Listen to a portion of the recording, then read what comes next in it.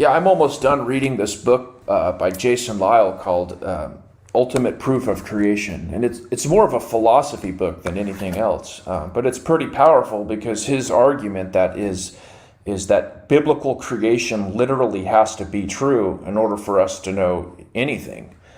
And oftentimes the skeptic, they're so inconsistent with what they say. And, like, for example, if naturalism is true, then our minds it's just chemical mess, right? So how do you determine what's true and false from that presupposition, if that's the case? And obviously they can determine what's true and false, so they necessarily have to be wrong before they can even begin to argue what is right. And it's also inconsistent when they appeal to science, because science comes to conclusions. Conclusions can change based off new information, so facts aren't even consistent from them. That's true. I would go so far as to say a mind couldn't even exist if their worldview is true. It's implausible to believe that chemistry would ever be able to produce a mind. So if their worldview were true, naturalism is all that exists, the universe would be lifeless and mindless. It would just be matter, but it would be no sentience in the universe at all. Correct. I mean, they would need to provide the chemical recipe for free will. So as soon as they, get on their keyboard and start to argue that their worldview is right, we know they've already lost the debate. Right, because the atheist worldview is philosophical materialism and physical determinism. And if their worldview were true, whatever set off the Big Bang started a cosmic pool break. And all the pieces roll and fall where they may. And they're going to fall into each other according to the laws of physics. Every material action that's going to happen will happen because of the laws of nature. And what we have today is simply a result of it. There's no such thing as randomness. So then if that's being true, then if determinism is true, you see, and then evolution has created their mind by chemistry in such a way that they believe there is no reason to believe in God. While at the same time, it's what produced my mind, which says there is reason to believe in God. So if it's only a belief based on the chemical arrangement of the physical arrangement of matter in my brain caused by an unfathomably long chain of prior material events, then they can't say that I'm wrong or they're right. Correct. They have no no ability to actually say that my worldview is implausible, because evolution, natural chemistry, has created their belief that God doesn't exist and mine that it does. Which one of us has the truth? It was determined by nature. See? So they can't say I'm wrong or that they're right. And it's self-refuting, therefore. Their worldview is self-refuting. Right, and that's why at a fundamental level, they have no ultimate explanation of truth and falsity.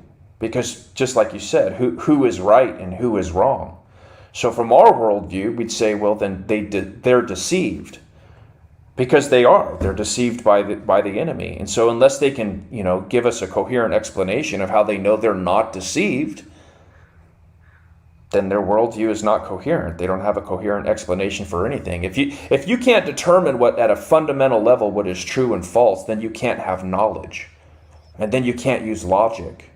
Right. Good point. I've had people try to appeal. They say, "Oh, well, we can know that we have thoughts." Well, I know that you have thoughts because your worldview is wrong. But for the sake of argument, right? Can you explain that? How do you know that you can trust your thoughts? In other words, how do you know that you are not a robot with pre-programmed thoughts? You can't even know your thoughts are not your own. And I'm not saying that they would ever think that, right? That's just an absurd example, but they have no explanation for that example. They can't know that they're not a computer from their worldview if they're being consistent.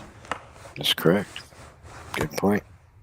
Yeah, so I mean that's a pretty good book. I'd recommend anyone reading it. I'm almost done with that book, and then there's a few others like it that I've ordered, but I haven't read those yet.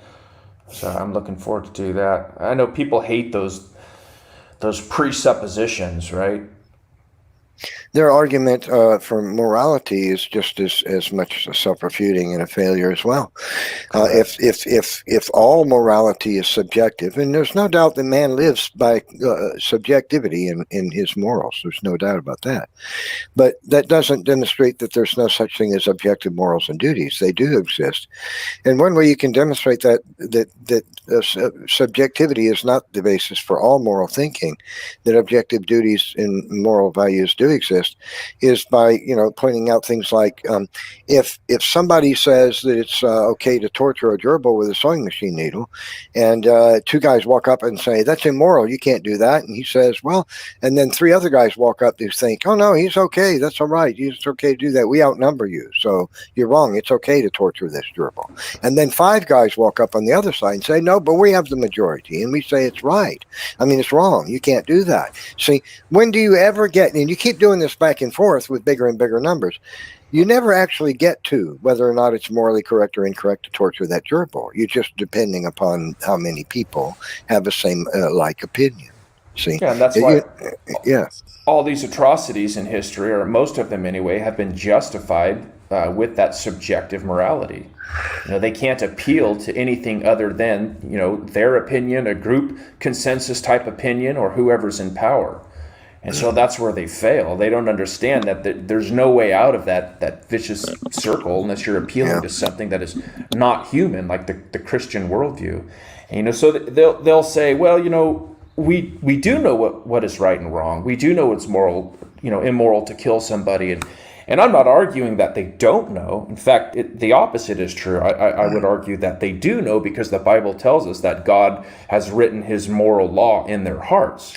Yes. So from my worldview, I can explain their answer. But for them to be consistent, how do they explain that? Especially when they're appealing to these natural processes. And again, when we look into nature, unfortunately, things like survival, if I can lie, cheat, steal, and do all of these horrible things to increase my survival value, well, that just proves that I'm a, superior organism and I deserve to live. So it's actually the opposite if they're to be consistent. Yeah. But they're not consistent. And they can't explain fundamentally why people know why killing and such is right and wrong. Yeah, I agree. You're dead on. I see the world as a big battle place between good and evil. Let's imagine there was an ancient culture. And in this ancient culture, I want to say 500 years before Christ maybe, that the emperor decided that he despised this particular people, maybe a people who believed in God and their own God.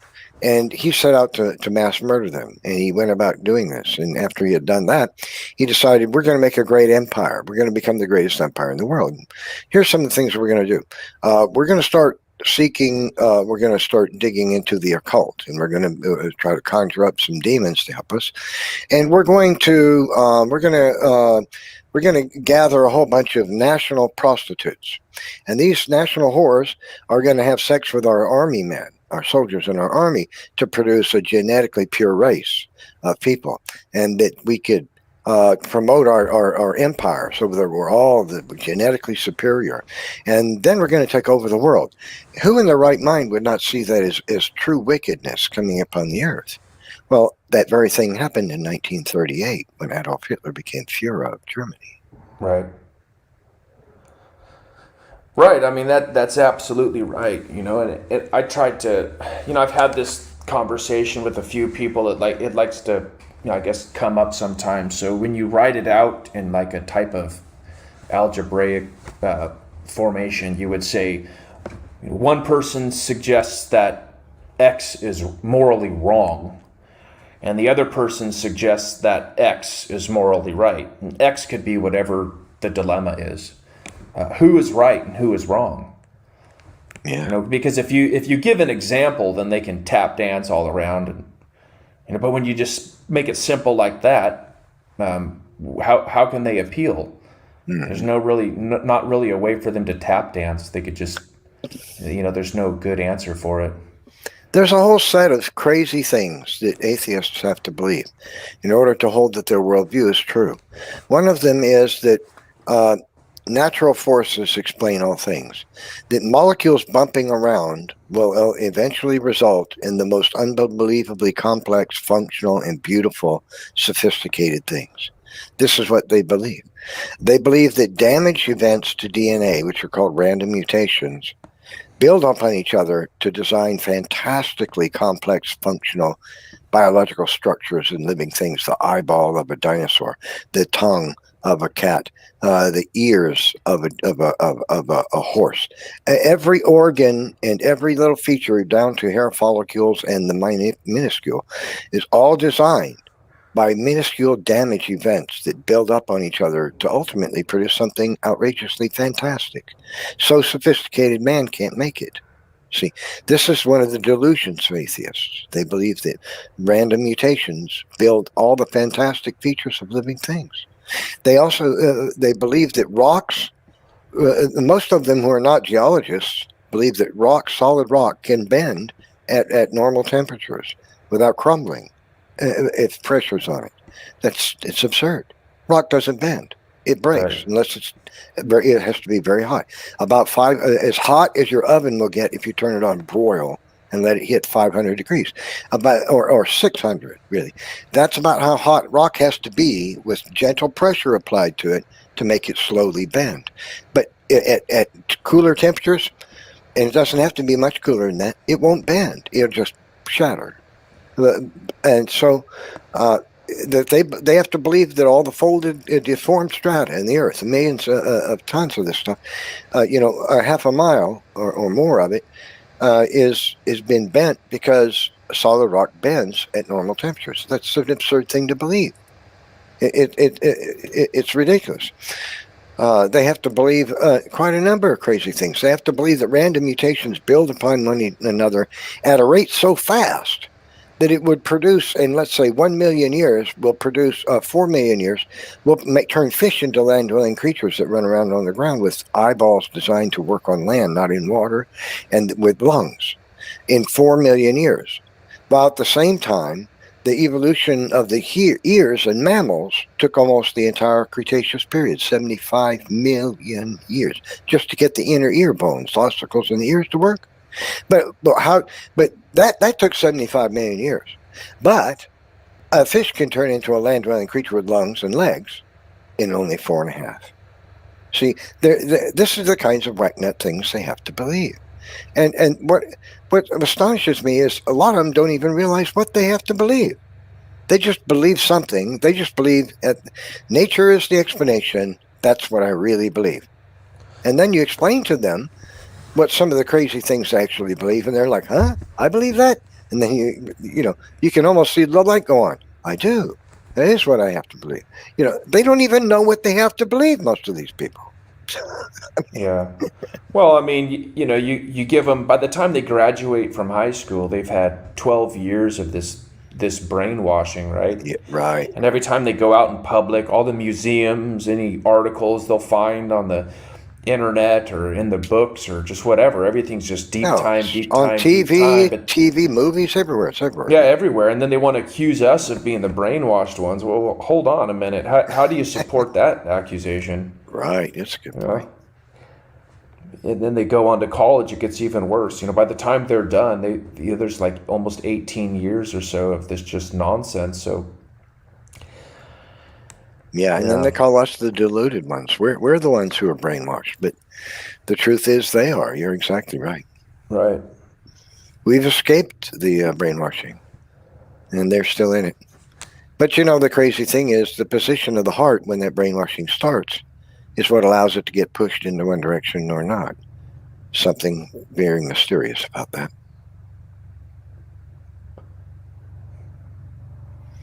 Because all the attempts to brainwash you can have little effect. I mean, it can have a lot of effect, but it can have not an ultimate effect. For example, I believed in evolution until I saw the truth about 15 years ago, and I realized that I came out of it. But you see, the thing is, my heart would allow me to. But some people, their heart just won't allow them to deny the brainwashing. The brainwashing feels too good to what they want to believe. It matches up too much. I can't give up that, because that would mean I'd have to change everything in my think and feel. I don't like that idea.